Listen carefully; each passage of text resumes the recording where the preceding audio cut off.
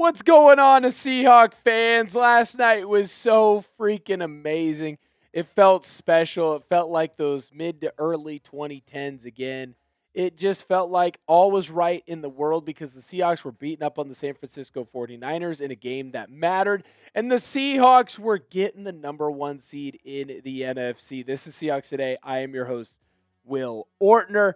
And let me know, are you still enjoying last night? Because I think that I might be dealing with a little bit of a Seahawks victory hangover. Look, it happens to the best of us, and it happens to people of all ages because sometimes you just want to go back and watch the highlights over and over and over and over and over again, and that's all I was doing last night. So let me know down below in the comment section, are you still enjoying last night, yes or no? And if the answer is no, go pinch yourself, check your pulse. You got to make sure that you're still alive.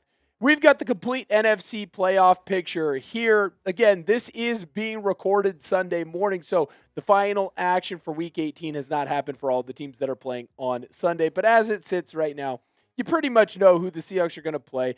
The South, Tampa Bay is put in right now. There is a world, though, where the Falcons beat the Saints and the Carolina Panthers would actually be in for the NFC South. There is a world, too, where the Eagles could potentially jump the Bears for that 2 seed. And, of course, if the Rams win, they would actually jump into that 5 seed and San Francisco would fall back. So that is important to note. There could be a little bit of movement since the next time that you saw this. But we're going to go through all the different opponents that the Seahawks could play in the divisional round. Then we'll even take a look at some potential opponents that the Seahawks could play in the NFC Championship game, which, of course, if the Seahawks are in it, that does mean it would be at Lumen. So right now in the divisional round, Seahawks cannot play the 2 seed or the 3 seed. So that means they only have 5 potential opponents that they could play right now. Here are those potential opponents for the Seattle Seahawks.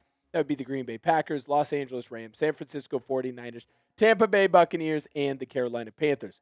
4 of those 5 teams we've already played this year. So let's kind of go through each different opponent, what's some strengths, what's some weaknesses, and if I like that matchup for the Seahawks or not. Right now, first team that we're going to look at is the Green Bay Packers. Obviously, they still have one more game to play, but essentially, they're either going to be 9-7-1 or they will be 10-6-1. It's a very good Green Bay Packers team that has some really good linebackers. Quay Walker has had a fantastic year this year. He's flying around, making a lot of plays. I feel like the linebacking unit for the Green Bay Packers has been really strong. And here's the thing. If you asked me probably about 2 months ago what the strength of this Green Bay Packers team was, I would tell you it's the entire defense. But I can't tell you it's the entire defense anymore because of the injuries that they have suffered. And here's the problem. It's not just that they're hurt on the defensive side. They're also hurt on the offensive side of the football as well. Right now, Micah Parsons being done for the year and Tucker Kraft being done for the year has completely derailed what's going on in Green Bay. And they went from a team that, again, 2 months ago, I would tell you I was scared of them as a Seahawks fan. I'm not scared of them anymore. I love this matchup. I think, unfortunately, for the Green Bay Packers, they have been bit by the injury bug. And I've been saying this here on Seahawks Today for weeks and weeks and weeks. You have to stay healthy. The Seahawks have to stay healthy. The team that wins the Super Bowl this year, whoever that team is, will be the healthiest team at the end of the year or close to it. You have to stay healthy if you want to win a title. And unfortunately, Green Bay has not. I would love the Seahawks against them. Next, we're going to look at the Los Angeles Rams. Right now, they're 11-5. Real good shot at going 12-5. They're playing the Arizona Cardinals. I think they're going to go 12-5. Right now, their strength, they have a great defense, man. They have a really good defense. A defense that has done a really good job of stopping the Seattle Seahawks, except for that fourth quarter on that Thursday night in Week 16. Except for that fourth quarter in overtime. But look, man, they got a really good defense. Matt Stafford's playing the best that he's ever played, and Puka Nacua is, well, the second best receiver in football. When it comes to their weakness, is there anything that really stands out to you that I'm missing? Because I think they're pretty darn strong. I don't think it's hyperbole to still say that the Seahawks are the best team in the NFC, and the second best team is the Rams. Even though it might not say that, I think it's the Rams. I would like to avoid playing LA as long as possible.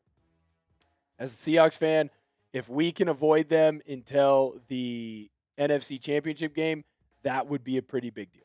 It's not that I don't love this matchup. It's not that I don't think the Seahawks can beat them. But I would not want to play the Rams in the divisional round. I think there are easier matchups to be had. I would not like to play them. San Francisco 49ers are next. Obviously, we just went into their place and beat them up. They have a pretty good team this year, 12-5, good season. Their defense is really strong. Despite all the injuries, I've been very, very impressed with DC, Robert Saleh, and everything that he's had rocking and rolling there in San Francisco. Their weakness, very similar to Green Bay, very injured. They have a ton of injuries. A lot of guys who are done for the year. And although they might get Fred Warner back later on in this postseason, he's still been banged up and missed a lot of time. So just remember when you look at the San Francisco 49ers team, they are really beat up. This is a tough matchup. We just saw it on Saturday night, a.k.a. last night. We know what this game looks like when it's Seahawks versus 49ers. I still think that the Seahawks can win. I think the Seahawks showed that that game should have been a lot more lopsided. But to also sit here and say that Kyle Shanahan and Robert Saleh wouldn't come up with a better game plan the next time that the Seahawks could play them, I think that is fool's gold and not really looking at what this team could be. They are dangerous. They are like a coiled up rattlesnake right now, and they're beat up and they're hurt. But they still got fangs and they're still willing to fight. It would be a tough matchup. How do you feel about the Seattle Seahawks playing an NFC West team? Do you feel good about it? Do you feel bad about it? Let me know down below in the comment section. Do you want the Seahawks to play a team from the NFC West or try to avoid them? We're going to get into the NFC South teams here in just a moment, as well as talk about the Chicago Bears and Philadelphia Eagles. But before we do that, I need to let you know that this episode is brought to you by Prize Picks. Whether you're starting a new routine or making player picks for the first time, trying something new can be hard. But in life and on Prize Picks, it always feels good to be right. With high-pressure playoff matchups every weekend and elite hoops action almost every night, the action never stops, and Prize Picks lets you take control. New feature alert! Prize Picks now has early payouts. If your player gets off to a hot start, you now have the option to cash out those winnings before the game even finishes. Find your community on Prize Picks with the new social feeds feature. You can share Prize Picks with your friends and copy lineups from winners with a single click. Copy lineups you like or use them as inspiration for your own picks. You can even follow Prize Picks partners like us and tail or fade our picks with just one click. I have a 2-pick power play for what's going on tonight. Aaron Rodgers, less on his pass yards. Derrick Henry, more on his rush yards. Download the Prize Picks app today and use code CLNS to get $50 in lineups after you play your first $5 lineup. That's code CLNS to get $50 in lineups after you play your first $5 lineup. Prize Picks. It's good to be right. All right, we're going to look at the Tampa Bay Buccaneers. Right now, they are kind of in the driver's seat. They really just need the New Orleans Saints to come away with a victory. Right now, when I look at the strengths of this team, it's Baker Mayfield. 100% Baker Mayfield. Baker Mayfield is a dang good quarterback, and sometimes it just feels like he wills this team to victory. Don't get me wrong, I still think that they got good running backs, good wide receiver, but this is not the same Tampa Bay team that played in Lumen Field in October. This is not the same team. And they have a clear weakness, and it's their coaching. The decisions that they make, it just isn't good enough. It's just not good enough. I would love to play Tampa Bay. I think that Seattle going out and getting some revenge, going through and washing some of the demons away from that October game, it would just feel good. It would just really feel good to see the Seahawks take care of business against them. So, yeah, I'd love to have a little revenge. The other possible opponent that could be in that fourth spot is the Carolina Panthers. I think they have a clear strength when it comes to their coaching. Dave Canales, he was in Seattle, did a great job here. He's clearly a winner. He knows how to build a good offense and put this team in a good position going forward. We've also seen this game before, so as good as his coaching is, there's clear limitations. Their weakness, Bryce Young. I feel like the inconsistent play at quarterback has been an issue for them this entire season. I think that when Bryce Young faces real defenses, he falters. When he plays defenses that can't stop him, he does a pretty darn good job. Fortunately for them, Seahawks are a real defense. I love this matchup. We literally saw it a week ago. We'd blow them out. We'd absolutely kill them.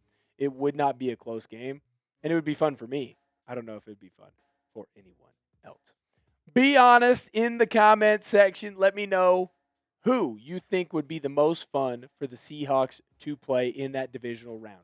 Who do you think sets up the best for the Seahawks when it comes to matchups, injury reports? What team gives the Seahawks the best chance to come away with a victory? And I was going to get out of here just on that, but then I kind of had the realization that we should probably look at what's going on in Chicago and Philadelphia, and we'll just make this a complete path for the Seahawks. So let's say everything holds serve, and whoever gets that 2 seed between the Eagles or between the Chicago Bears, let's say that they become that opponent that the Seahawks play in the NFC Championship game. Let's break it down. Let's start with Chicago.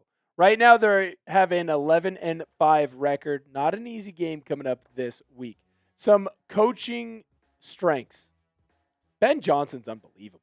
He turned that whole franchise around, and obviously, he put them in a position where they can win a lot of football games. Now, we'll see how they do against the Lions, I believe is who they play today.